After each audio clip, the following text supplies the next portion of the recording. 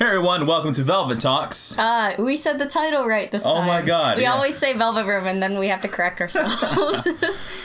So this episode we're going to try something a little different because Gangmuno and I watched an anime, which you all now know because it's in the thumbnail and it's also in the title. Yeah, of course. And Velvet Talks is going to be one of those things where I think anytime we just watch something or if there's something big that happens, we're just going to talk about it. Mm-hmm.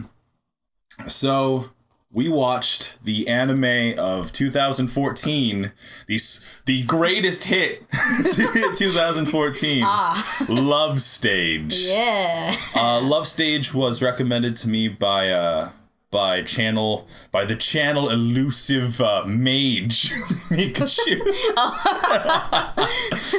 Thanks, Mika.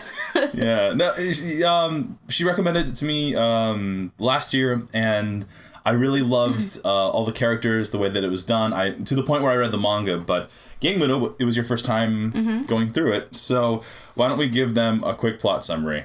Got it. Okay. Well, from what I gather, it's very gay.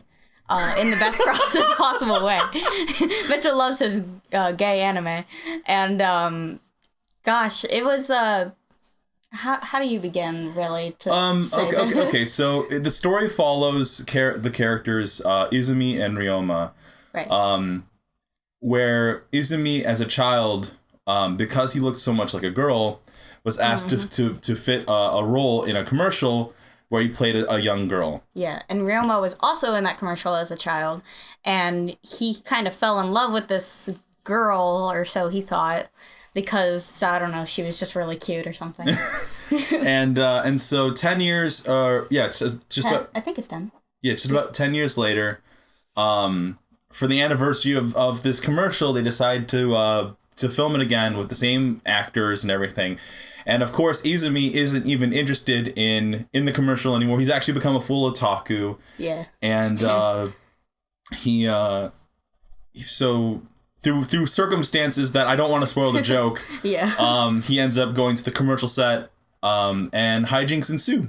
Yes. I think that's the only real way to describe this because it's so plot heavy.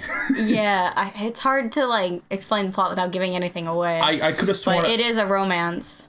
And it is very, very cute and fluffy. I could have sworn my actual description of it to you at first was, I'm not going to describe this to you, we're just going to watch it. Yeah. I had vaguely known what it was about because when it was, really big, when it first came out, I remembered seeing things on Tumblr, like GIF sets, and I was like, oh, these characters have pretty eyes, and then I heard Mitchell liked it, and I was like, eventually I'm probably going to have to watch this, aren't I? Yeah, that's how you know Mitchell's a big anime. You know, JoJo's Bizarre Adventure, Love Stage, Dramatical Murder. Yeah. Dramatical Murder, the game, not the anime. The anime's not that great. But the point is, Love Stage is definitely one of those series where I really enjoyed it. I honest to God really enjoyed it. And just in terms of the overall story and what happens, it can get cheesy. Yeah, but in that cute romantic way that every romance has to have its cheesy moments. So this one had some too. And it's actually one of those ones where we'll probably get to it in the character section, but it's a story that I felt treated these characters very human. And that's probably why I enjoyed it so much, because it didn't feel it's tropey in the right way. You know what I mean?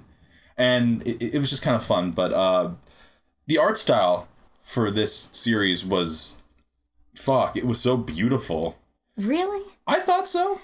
I mean, we're gonna have to disagree here. I found the character designs kind of. You'll get mad at me.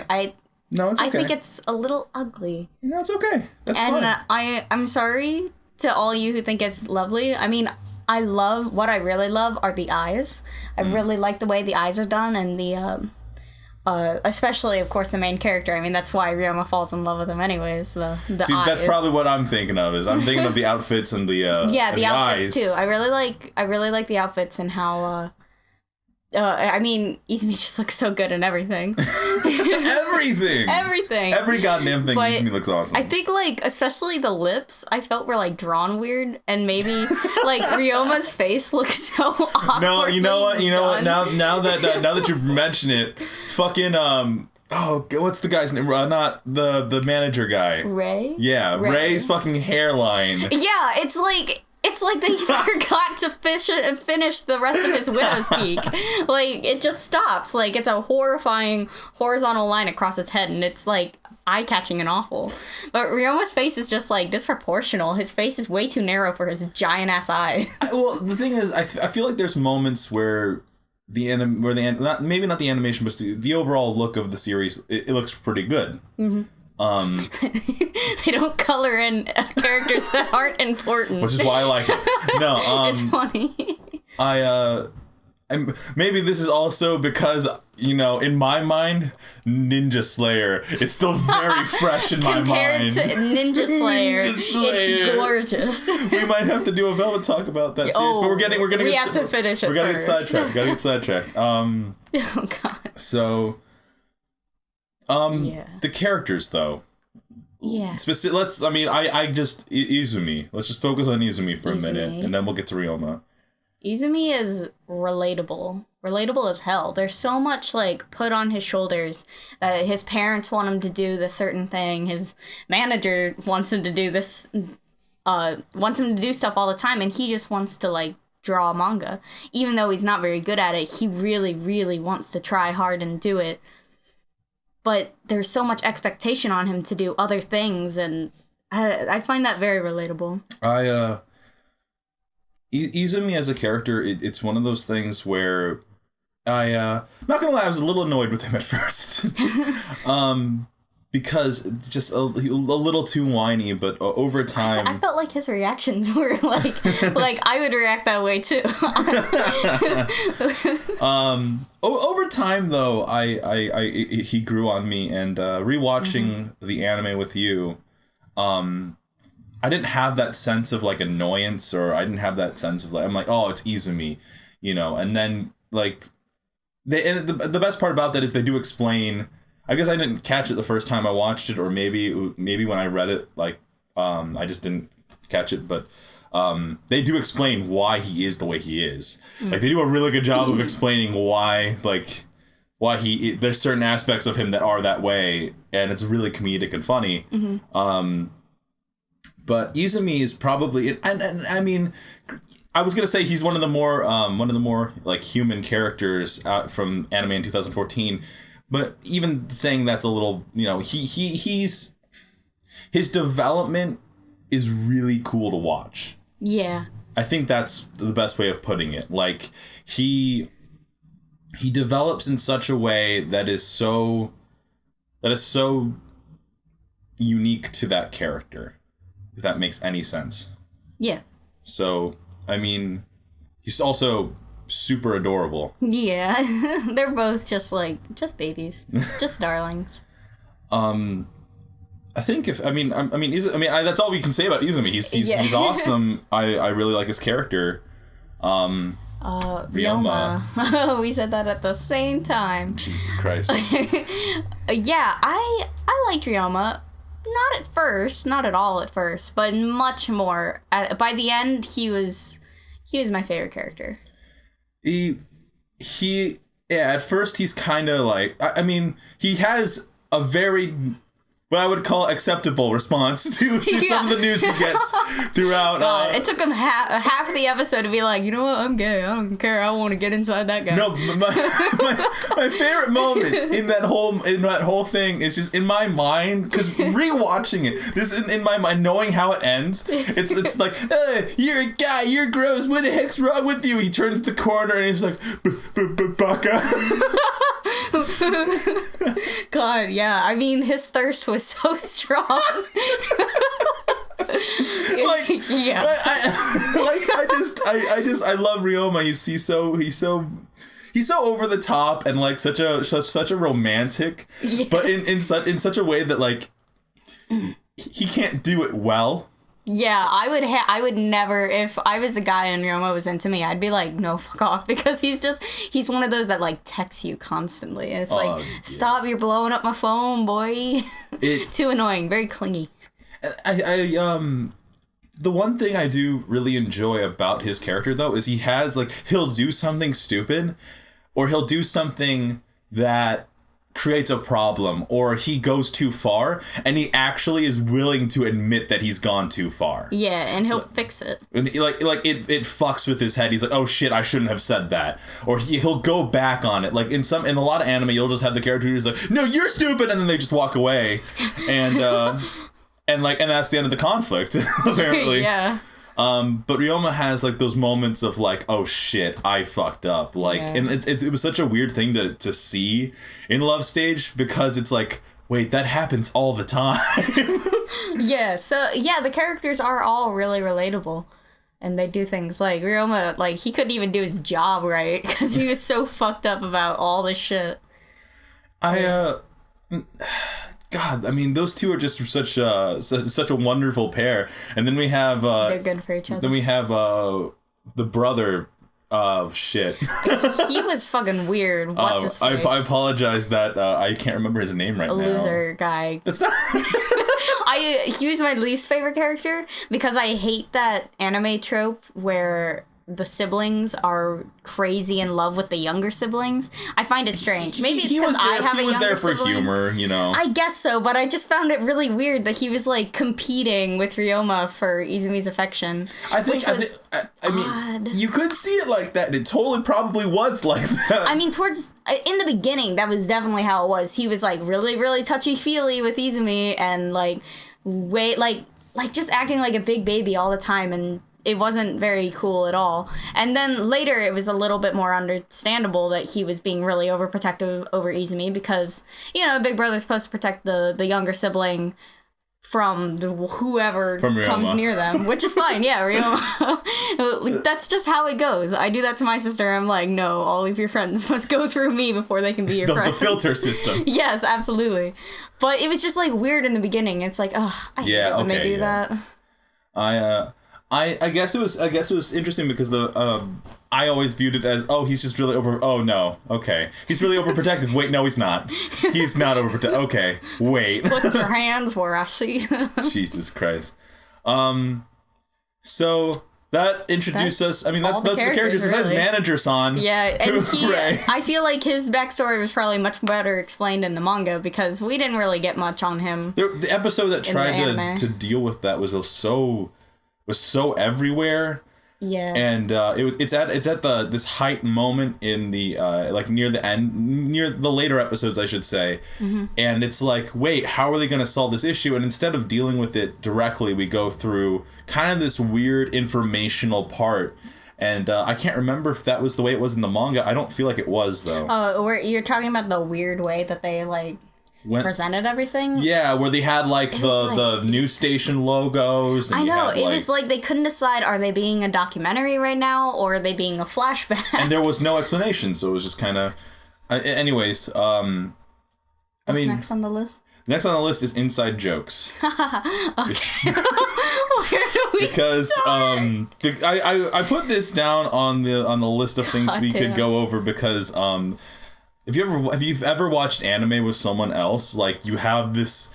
As long as you both are anything with someone else. As long as you're both okay with it, most of the time, you know, you can just make jokes and it's okay. Mm-hmm. That's the way Gangbudo and I super watch stuff. Actually, Strider and I, when we were watching the thing that we're gonna do for another Velvet Talk, I was like, wow, Strider's actually, you know, we can do this. Like, oh fuck, okay. I find that it's really weird to not weird, but I find that people who you can be okay with just yucking it up during an anime or anything. Like, I'm like, yeah, we're kindred spirits. I'm going to totally ruin your perspective of this anime. Yeah. And I ruined a lot of things. Yeah. So, but in the best way possible. Kind of like when we watched High School Musical. Oh, fuck. That's another day, though. No, that's another Velvet Talk. Anyways, let's talk about some inside jokes here. So, okay, the first one and the most important one is Okay, don't say exactly what it is. Explain what it actually is, and then explain. Okay, well, we're watching the very first episode of Love Stage, and we're watching that scene where he's got the weird marble thing, and he's giving it to Izumi. I think that was the first episode. It doesn't really matter. Kid Ryoma's doing it. Yeah, he's giving the marble to Izumi, and he's like, "This will make you feel better." And I'm like, is that an anal bead? That was, and I shit you not, for the rest of the 10-episode series, anytime that thing was on screen, it was like, it's weirdly warm. It's so warm. Why is it cracked? Where's it been? It's just things like that. Ray had it on him. It's like you see, I kept it in my pocket. Oh, okay. Oh. My body pocket. Magical anal bead. The magical anal bead that grants the user one wish / hope. Then there's can I explain the next one? Yes. Then there's the dad character who looks exactly like the brother character. Jesus. Except he has a mustache. And I'm not talking about like one of those cool ones. I mean like one of those one of those cocaine little broom mustaches. Yeah. So that's just the joke. Anytime he's on screen, it's like, I need my cocaine. Honey, you got a little something in your mustache. You got it. Oh my god. Oh Jesus. I feel like I can take on the world. God damn. Oh, and the fucking bunny and teddy bear that kept showing up and like doing weird sexual things in between episodes. It was really strange. Izumi's stand. Yeah. Izumi's persona. Oh god, that was so weird. Like, and Mitchell, was that even in the manga? Yes. That was? They are, well, they hold up signs just like in the anime. I guess so, but they just don't make sense. Well, because they don't exist. I know. To the other characters around them. It's just like, why don't you have something that relates to the story, hold something up? Like Lala Lulu. Oh, which brings me to another inside joke.